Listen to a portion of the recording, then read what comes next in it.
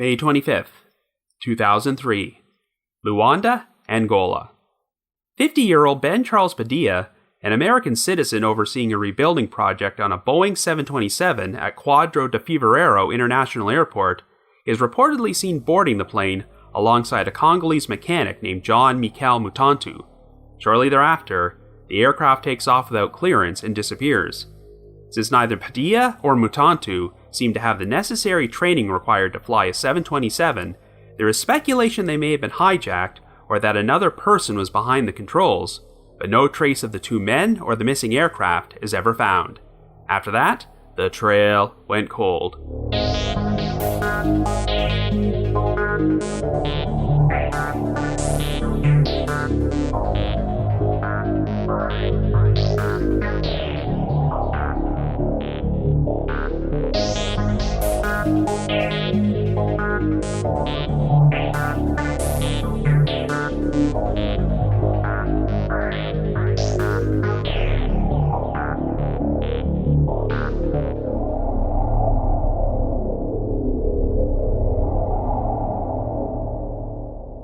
Hello everyone, and welcome to our latest episode of The Trail Went Cold. I'm your host Robin Warder, and today we're going to be exploring a truly unique mystery involving a missing plane and two men: the 2003 disappearances of Ben Charles Padilla and John Mikel Mutantu. I once featured this story in an article I co-wrote at crack.com several years ago, and it's most definitely the first time our podcast has ever covered an unsolved cold case from the African country of Angola. But the story wound up receiving quite a bit of attention from the media because Ben Charles Padilla was an American citizen, and given that this was less than 2 years removed from 9/11, there was genuine fear that the missing aircraft might be used for some sort of terrorist attack. The reason Padilla became involved in this whole thing was because he was offered a contract job to oversee the rebuilding of a Boeing 727 at an airport in the Angolan capital of Luanda. But one day before the plane was scheduled to be flown elsewhere, it suddenly took off from the airport without permission, and Padilla and a mechanic on his crew named John Mikel Mutantu were both believed to be on board. Under normal circumstances, there's an obvious explanation for mysteries involving missing aircraft, as you would assume it simply crashed into a body of water and was never recovered. However, this particular case is different, because even though Padilla was a private pilot with experience flying smaller planes, he had never been behind the controls of a 727 before, and it seems unlikely that he and Mutantu would have been capable of piloting such a large aircraft on their own. So there are a ton of unanswered questions about whether there was anyone else on board when the 727 took off, why it took off to begin with, and what ultimately happened to the plane and the two missing men. While Padilla's family have done everything they can to keep his story in the spotlight, there is virtually no information available about Mutantu's background, and as far as I can tell, he does not even have any existing photographs. But they are both technically missing persons who are at the center of a very unusual mystery, so we'll be exploring all the different theories on today's episode. However, before we get started, just a quick reminder that The Trail Went Cold is a weekly podcast, which is currently available for download on several platforms, including Apple Podcasts, Stitcher, Google Podcasts, and Spotify. So if you like this podcast, be sure to subscribe to it, and please leave us a rating or review on any of those sites to help spread the word. The Trail Went Cold is on Patreon, so if you would like to learn how to support the show, please visit our page at patreon.com/thetrailwentcold. For as little as $1 a month, you can garner access to exclusive rewards, which may include stickers and thank you cards, early access to episodes, and bonus content. Also, I just wanted to mention that I elected to release an episode about this case this week because it was once covered on the Generation Y podcast way back in 2015, which is an appropriate segue to announce that I've recently recorded a special episode about another case alongside Aaron from Generation Y. It's going to be dropping into our feed later this week, but I'll share more details about it near the end of this episode. So with all that out of the way, let us now delve into the disappearances of Ben Charles Padilla and John Mikel Mutantu.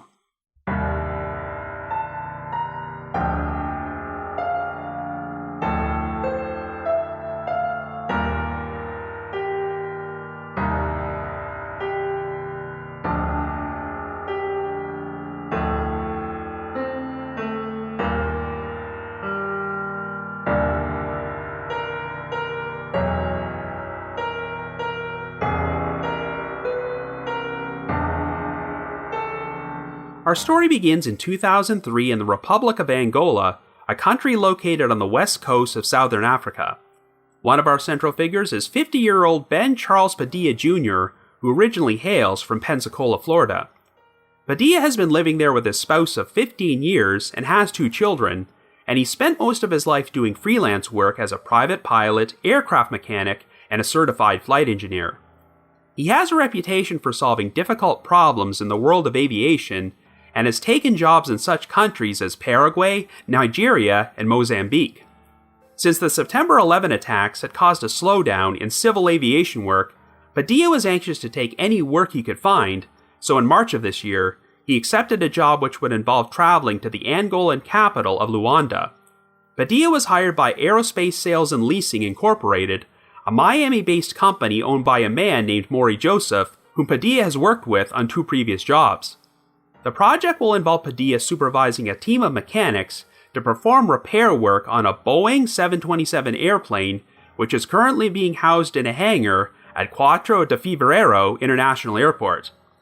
The 727 was built in 1975 as part of their 200 series and had been used as a passenger jet at American Airlines for 25 years before it was acquired by Aerospace Sales and Leasing. In 2002, Maury Joseph made a deal to lease out the 727 to a South African businessman named Keith Irwin for $1 million. Irwin had signed a contract to use the plane to transport fuel to remote diamond mining outposts in Angola, so the aircraft had most of its passenger seats removed from the cabin, and it was outfitted with 10 500-gallon drums containing diesel fuel. Irwin arranged for the 727 to be flown to Quatro de Fevereiro Airport, but while Joseph received a $125,000 down payment, Irwin reneged on his original promise to pay the rest of the $1 million within 30 days, so the entire deal fell through. For this reason, the 727 will remain grounded at the airport for 14 months, accumulating a number of unpaid fees, so Padilla was given the assignment of restoring the plane into flyable condition. The team of Angolan mechanics whom Padilla supervised were hired from a repair station at the Luanda-based airline Air Gemini, and he also had the responsibility of hiring a pilot and co-pilot from them. After the repair work is completed, they will be tasked with flying the 727 to Johannesburg, South Africa, where Joseph has made a deal to sell the plane's engines to another buyer, and Padilla will be the flight engineer when this trip takes place. However, before they can take off, Aerospace Sales and Leasing is responsible for dealing with the 727's unpaid fees at the airport, so in early May, Joseph traveled to Luanda to give $43,000 to Padilla. After Padilla used the money to pay the fees, he faxed the receipt to Joseph.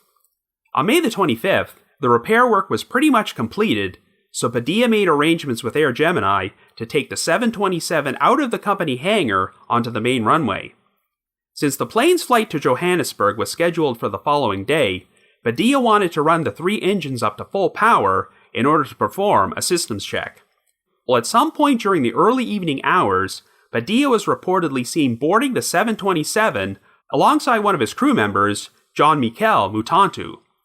Mutantu was a mechanic from the Republic of Congo and had been hired by Padilla to be his helper. At around 6 p.m., everyone at the airport was surprised to see the 727 taxiing down the runway, but no one had attempted to communicate with the radio control tower to request clearance to take off, and no flight plan was ever submitted. When the tower officers attempted to make contact with the plane's radio, there was no response. According to those who saw it, the 727 appeared to be maneuvering erratically as it spun around and traveled down the runway, and its lights were not turned on. After the plane took off, it appeared to be heading southwest towards the Atlantic Ocean and flying low, possibly to avoid radar. Since the aircraft's transponder had been switched off, it was impossible to track with radar, and its emergency locator beacon was believed to be inoperable at that time. As a result, this would be the last time anyone ever saw the 727, as well as Ben Charles Padilla and John Mikel Mutantu. The air traffic controllers did not immediately report this incident to Angolan authorities, and it was only after Maury Joseph learned his plane had gone missing the following day that he decided to notify the American authorities about what was going on. Naturally, Given that this took place only 20 months after the events of 9/11, there was genuine concern that the plane had been stolen for the purposes of orchestrating a terrorist attack, so the FBI, the CIA, and the NSA became involved in the investigation. The 727 was 153 feet long and weighed 191,000 pounds, and at the time it took off, it was unpainted in silver and had red, white, and blue stripes. The tail number was N844AA, while the plane's serial number was 20985. The investigating agencies put out a worldwide alert and used spy satellites to take pictures of remote airstrips throughout Africa to see if the plane might have landed somewhere. The US would be assisted in their search effort by intelligence services from the United Kingdom, France, Russia, and several African nations. On the day the aircraft went missing, someone reportedly walked into a fuel shack in Luanda and paid $93,000 in cash, but this person's identity has never been established. At the time it took off, the plane was believed to have over 8,000 gallons of fuel in its tanks, which would have allowed it to travel approximately 2,400 kilometers, and it was also carrying about 5,000 gallons of additional fuel inside the 10 drums it had on board. If the 727 had traveled northeast of Angola, it would have passed through an area south of the Sahara Desert, which is often referred to by pilots as the Gauntlet, as it is a vast, virtually uncontrolled airspace which has little radar or air traffic control, making it easier to fly and land an aircraft undetected. There would be one report that the 727 had made radio contact to ask for permission to land in the Republic of Seychelles, an island nation in the Indian Ocean located over 4,600 kilometers east of Luanda. However, officials from Seychelles denied ever having seen or heard from the plane, and it would have needed to stop and refuel on the African mainland at some point in order to make the full trip. On June the 28th, a Canadian pilot reported having seen the 727 in Conakry, the capital city of the Republic of Guinea, located over 3,600 kilometers northwest of Luanda.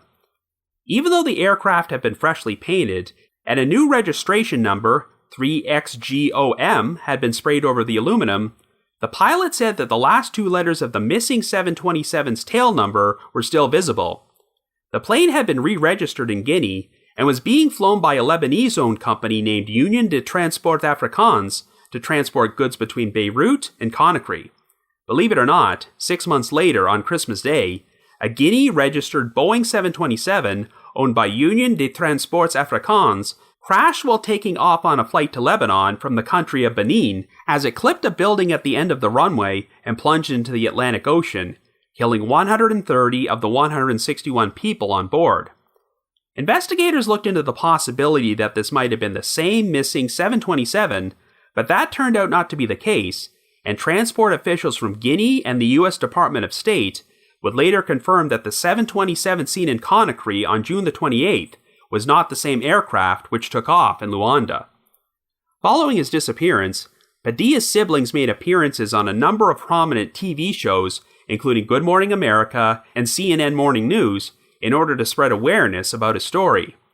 They claimed that the last contact they made with Padilla was after his mother suffered a heart attack on Mother's Day, 2 weeks before he went missing. When one of Padilla's siblings emailed him with the news, he replied and said he would contact their mother as soon as he could, but no one from the family ever heard from him again. While there was suspicion that Padilla could have stolen the 727 himself, his family did not believe this, and he had no documented history of criminal behavior. Of course, it was also theorized that the 727 could have been hijacked and stolen by an unknown third party.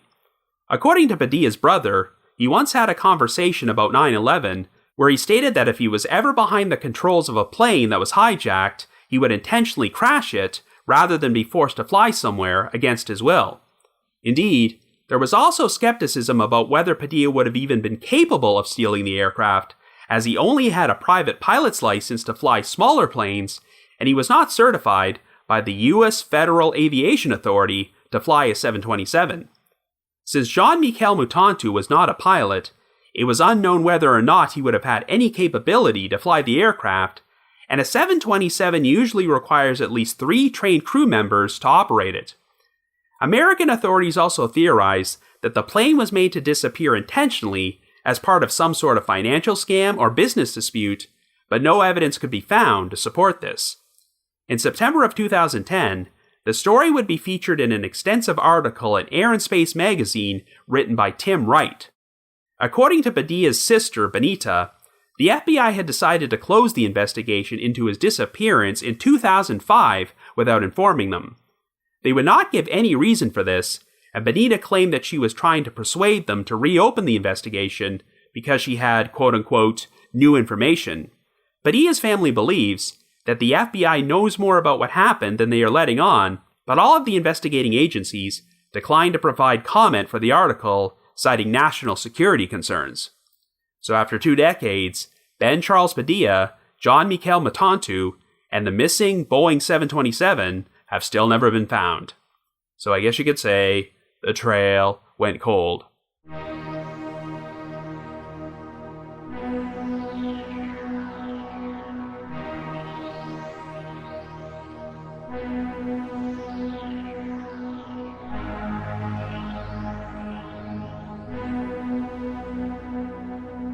So like I mentioned in the intro, this is definitely one of the more unique aviation mysteries I've ever seen, and there is good reason to believe there might be a lot more to this story than a plane simply crashing into a body of water and disappearing forever. I first learned about this case several years ago, and even featured it in an article I co-wrote about baffling disappearances at crack.com. But it should be mentioned that just because the missing 727 has never been found, does not necessarily mean it did not crash. As I'm sure you're well aware, the biggest aviation mystery of the modern era is the disappearance of Malaysia Airlines Flight 370, a Boeing 777 jet, which vanished during a flight from Kuala Lumpur to Beijing with 227 passengers and 12 crew on board on March 8, 2014. While it's been theorized that the plane went down somewhere in the Indian Ocean, the most expensive search effort in the history of aviation has failed to pinpoint an official crash site or turn up any wreckage of the missing aircraft, as its transponder stopped functioning at some point during the flight. I know there was an extensive search effort to find this missing aircraft, but if Flight 370 could remain undiscovered all this time, then it's not impossible that the 727 might also be at the bottom of the ocean somewhere. But even if the aircraft really did crash, there are still a lot of unanswered questions about what happened, because unlike Flight 370, this was not a routine commercial flight. All we know is that the 727 suddenly took off without authorization, and apparently had 2 men on board, Ben Charles Padilla and John Mikel Mutantu, but as far as anyone can tell, neither of them would have had the necessary qualifications to fly an aircraft that size on their own unless they had assistance. So there are endless possibilities here. Did Padilla and Mutantu make an attempt to steal the plane, but wound up crashing because of their inexperience? Was the 727 made to disappear intentionally, as part of some elaborate fraud or insurance scheme? Was the plane hijacked by an unknown party, and Padilla and Mutantu were completely innocent victims who were taken hostage? Well, it would be incredibly difficult, if not outright impossible, to steal a 150-foot jet in North America and land it without anyone noticing. This particular section of Africa is pretty much considered to be the Wild West when it comes to regulating air traffic, so maybe it really did slip under the radar, literally. But if the plane did not actually crash, how do you make an entire 727 just disappear? Well, one thing I am fairly certain of is that this plane was not stolen for the purposes of a terrorist attack. But given how this took place less than 2 years after 9/11, I can definitely understand how there would have been a genuine fear about this and why so many American intelligence agencies became involved in the investigation. What was especially terrifying is that the aircraft had 10 additional 500-gallon drums of diesel fuel on board, which would have caused additional destruction if someone intentionally crashed the plane as part of a suicide mission. Of course, the 727 did not have enough fuel in its tank to travel all the way across the Atlantic to North America, but the possibility was explored that the plane might be used to target one of the American embassies in Africa. But since nothing like this ever came to fruition, it seems more likely that the aircraft might have been stolen for financial gain. For reasons unknown, the FBI closed their investigation in 2005, And since they've never told anyone, not even Padilla's family, why they did this, it's easy to assume they have key information which they've never released publicly. I think that figuring out what actually happened at the 727 might depend a lot on what you believe about the character of Ben Charles Padilla. Was he the type of person that would willingly become involved in the theft of an aircraft?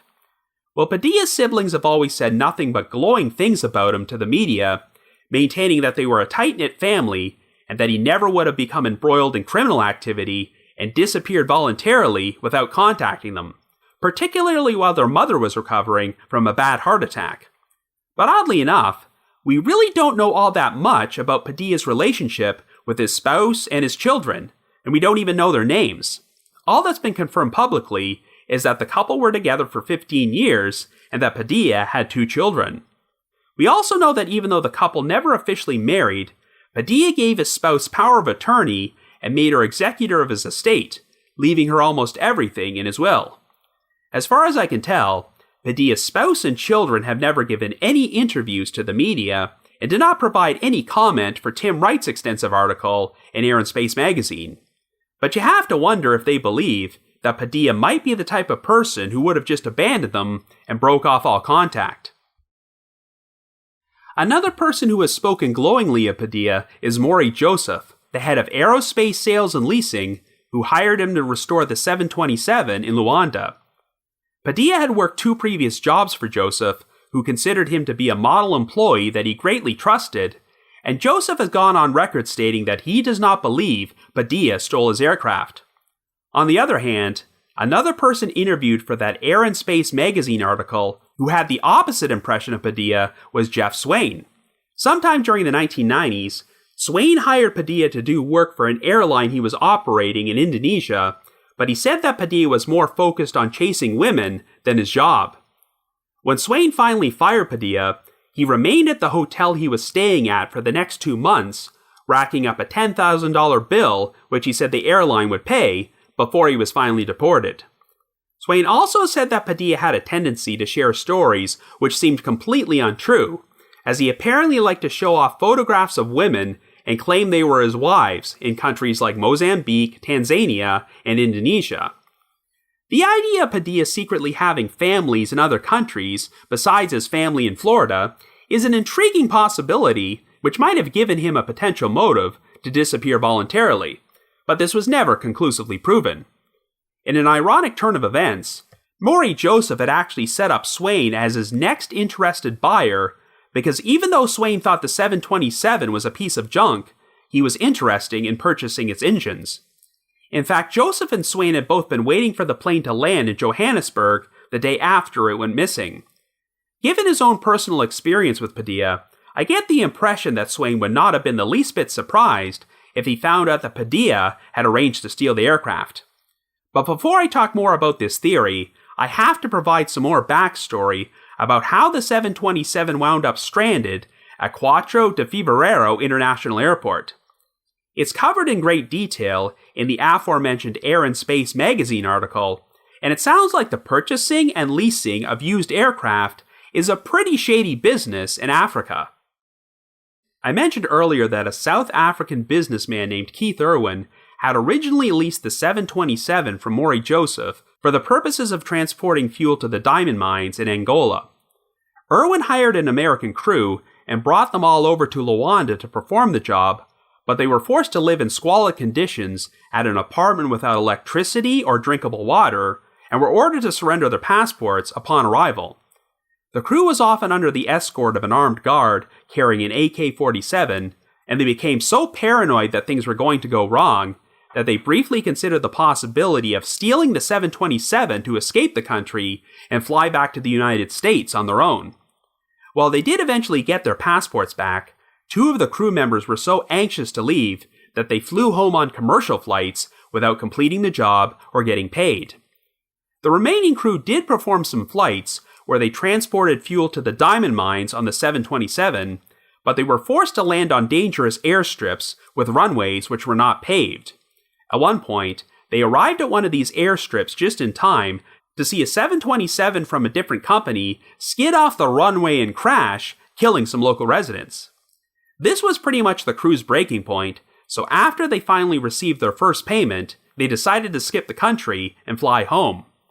Irwin was planning to hire a local crew to keep delivering fuel, but the problem is that a civil war which had been taking place in Angola at that time was finally coming to an end.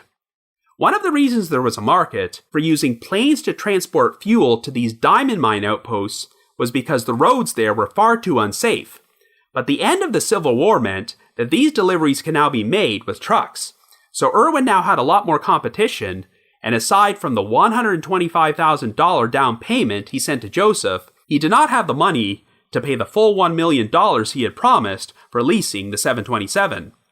At one point, Irwin believed he was being followed by a shady figure, and his breaking point was when he caught someone attempting to enter his hotel room with a keycard.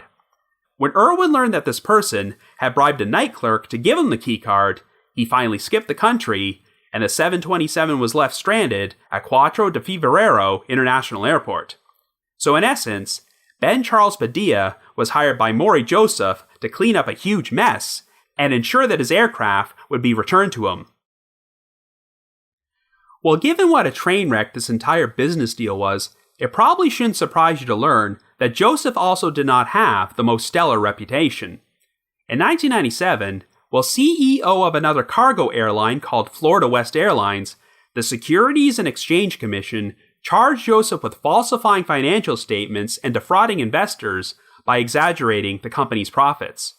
As a result, Joseph received a $50,000 fine and was barred from acting as an officer in a publicly traded company, though this obviously didn't stop him from starting aerospace sales and leasing. Given Joseph's background, you can understand why there was suspicion that the disappearance of the 727 might have been some sort of insurance scam, especially since he did not get paid all the money he was owed when he leased the aircraft to Keith Irwin. But the problem is that the plane was never actually found, so it doesn't look like Joseph collected any money or benefited at all from its disappearance.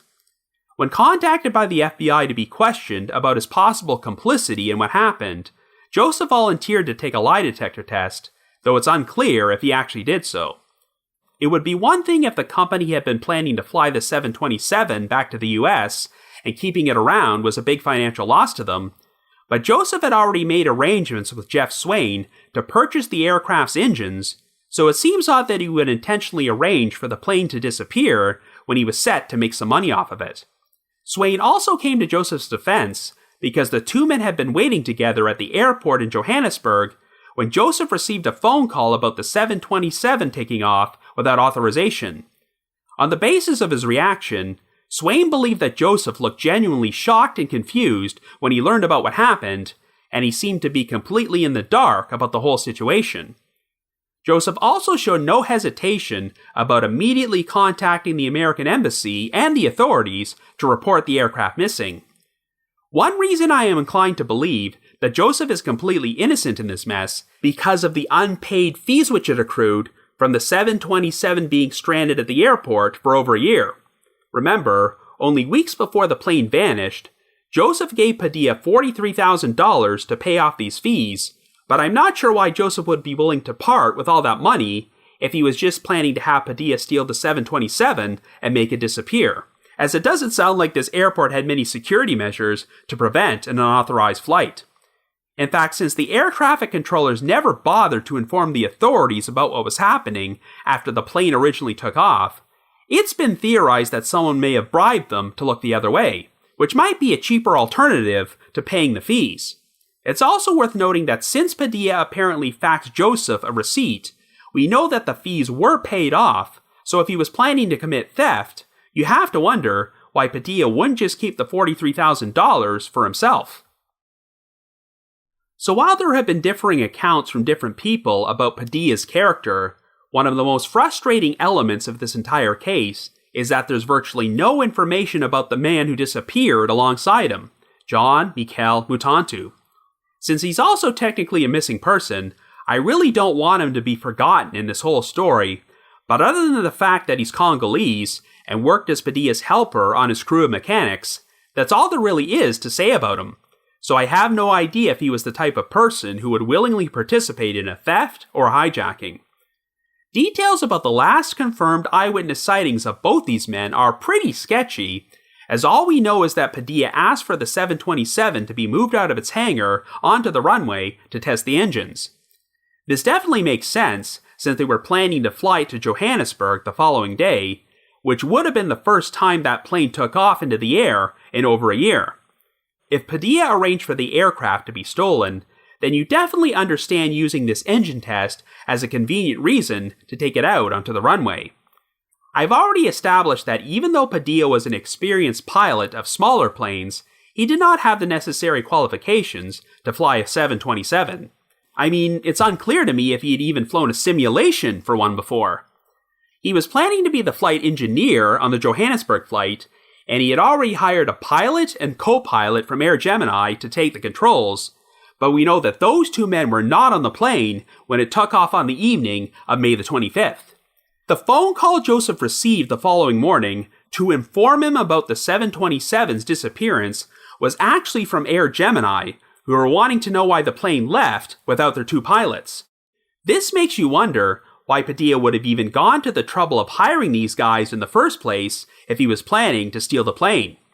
So was anyone else besides Padilla and Mutantu on board when the aircraft took off? Well, there were definitely signs that something was amiss, because the plane's lights were never turned on, and it was described as swerving erratically while taxiing down the runway. Given Padilla's inexperience with flying a 727, this could be seen as a sign that he was having issues handling the plane, which would lend credence to the idea that it crashed sometime after takeoff. Or it's possible that the aircraft was swerving because someone was fighting over the controls. If this had taken place at an American airport, I'd say the odds of being able to board a 727 and hijack it like this would pretty much be non-existent, but I'm not sure security at Quatro de Fevereiro International Airport would have been all that tight. The issue is that we don't know anything about the other mechanics on Padilla's crew besides Mutantu, and whether they would have had the means, opportunity, and motive to steal the plane. Hell, for all we know, maybe Mutantu himself orchestrated the theft, and Padilla was an innocent victim. The big issue is that the details about all these key players' movements when this happened are so murky, as they basically amount to, plane was moved from the hangar onto the runway at one moment and was seen taking off the next. Of course, another possibility is that the plane itself was not the motive for the theft, but rather the 10 500-gallon tanks of diesel fuel it had on board.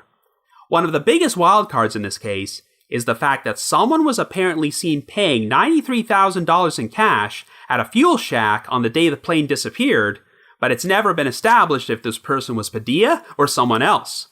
For all we know, this could have been a legitimate transaction to gas up the 727's tanks and also pay for the fuel inside the drums, but the money could have also been a bribe or something more nefarious. It's been reported that the plane had enough fuel in its tanks to fly up to 2,400 kilometers, but if they wanted to travel farther, they could have possibly landed somewhere and used the fuel inside the drums to fill up the tanks again. In the months following the plane's disappearance, I know that Padilla's family were publicly expressing their hope that he had been taken against his will when the plane was stolen and was being held captive somewhere. But as time went on, they acknowledged it was less and less likely that anyone was keeping him alive for so long. I can definitely understand that being the best case scenario for them, because the alternatives would have been Padilla being murdered, or willingly participating in a criminal act in which he decided to disappear and cut off all contact from his loved ones. Or alternatively, he made an attempt to steal the plane himself, but because of his inexperience flying a 727, he wound up crashing into the ocean, which would be a pretty senseless death. Regardless of whether Padilla, Mutantu, or both of them were complicit in the theft, I'm still inclined to believe that they could not have taken the plane into the air by themselves, so there had to be at least one other person on board at that time. But whether they were all working together, or if Padilla and Mutantu were kidnapped against their will, is still unclear. If the 727 did not crash and actually landed somewhere, it's possible that whoever was responsible might have decided to abandon their original plan and destroy the plane a short time later. Under normal circumstances, this story might not have garnered much attention because, like I mentioned earlier, this particular section of Africa is considered to be the Wild West when it comes to dealings involving aircraft. But because the missing plane belonged to an American businessman and an American citizen went missing, this incident wound up jump-starting a large-scale investigation involving the FBI, the CIA, the NSA, and several countries, so it would not have been beneficial for anyone to have a stolen 727 in their possession at that time. Remember, the plane's description, tail number, and serial number were circulated everywhere, and most of its passenger seats have been removed and replaced with drums of fuel, so this is definitely an aircraft which would have stood out. Then again, destroying a plane that large and selling its parts for scrap is a pretty big job, so it would not have been easy for anyone to cover their tracks. Whatever the case, I would wager that the 727 is not sitting in some hangar after all these years, so it was likely destroyed at some point, or it's at the bottom of the ocean somewhere. As far as Padilla goes, if he profited from the plane's disappearance and really did want to disappear and start a new life, it would have been a lot easier for him to do so in Africa than North America. And since Mutantu's photograph has never been circulated, and we really don't have any idea what he looks like, it would have been twice as easier for him to disappear if he wanted to. I think the key to figuring out what might have happened here is if the FBI ever decided to reveal why they closed the investigation in 2005. They may have done so for reasons of national security, which is why they cannot talk about it, but I'm sure it provides no comfort to Padilla's family that he is still missing, the authorities may no longer be actively looking for him, and they just will not explain why. Unless the FBI decides to provide answers someday, this might be destined to remain one of the most bizarre, unsolved aviation mysteries. However, if you happen to have any information about the disappearances of Ben Charles Padilla, John Mikel Mutantu, and the missing Boeing 727 jet, please contact the appropriate authorities. Remember, the plane's tail number was N844AA, and its serial number was 20985. But if you just have your own thoughts about what happened, feel free to leave me a comment or send me an email to robin.warder@icloud.com. That's robin.warder@icloud.com. Now the reminder that The Trail Went Cold is on Patreon, so please visit patreon.com/thetrailwentcold to learn how you can support our podcast and become eligible for some pretty neat rewards. We produced a bunch of exclusive bonus episodes for our patrons in tiers 2 and 3, and this past month, I released a fun special episode in which I counted down my top 10 personal favorite acting performances which occurred in reenactments on Unsolved Mysteries. And for our patrons in tier 3, I've also recorded another new audio commentary track which can be played over a classic episode of Unsolved Mysteries. I'd also like to give a shout out to our most recent listeners who have signed up with us on Patreon this week, and they are Jolene C., Kari, Cheryl K., Jeremy B., Karen B., Jim L., Melissa M., Robert S., and Shelley W. Thank you all so much for your support. I mentioned in the intro that I was doing a crossover project with Aaron from Generation Y, who also released an episode about this particular case.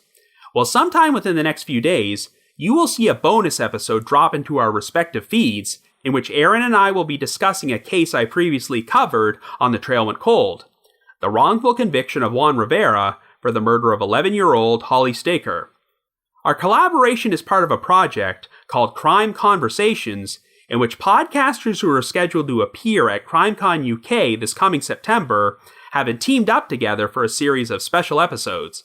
As I mentioned many times, The Trail Went Cold and Generation Y are just two of the many shows scheduled to appear on Podcastro at the very first CrimeCon UK, which is being held at the Leonardo Royal Hotel and Spa in London on the weekend of September the 25th and 26th. If you would like to purchase tickets to the event, we have a special promo code you can use to get a 10% discount. So to receive 10% off, visit crimecon.co.uk and enter the promo code COLE21. That's COLE21. So keep an eye out for the special episode with myself and Aaron, which will be released soon, and we both hope to get the chance to meet some of you in London in a few months. In addition, I also wanted to provide another reminder that I hold live streaming sessions on a platform called Get Vocal. Every Thursday night from 7 until 8 p.m. Eastern Time, I host what is essentially an after show for each week's podcast episode, where I have an interactive discussion about the featured case from said episode and answer questions and address comments from listeners. I always include a link to these sessions in our show notes, so be sure to check there for more information or visit getvocal.com. That's GETVOKL.com.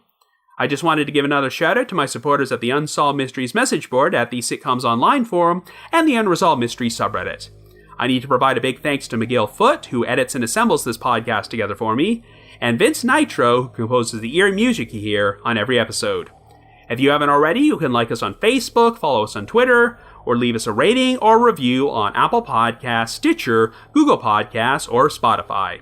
So have yourself a good week, and join us next Wednesday for another brand new episode of The Trail Went Cold.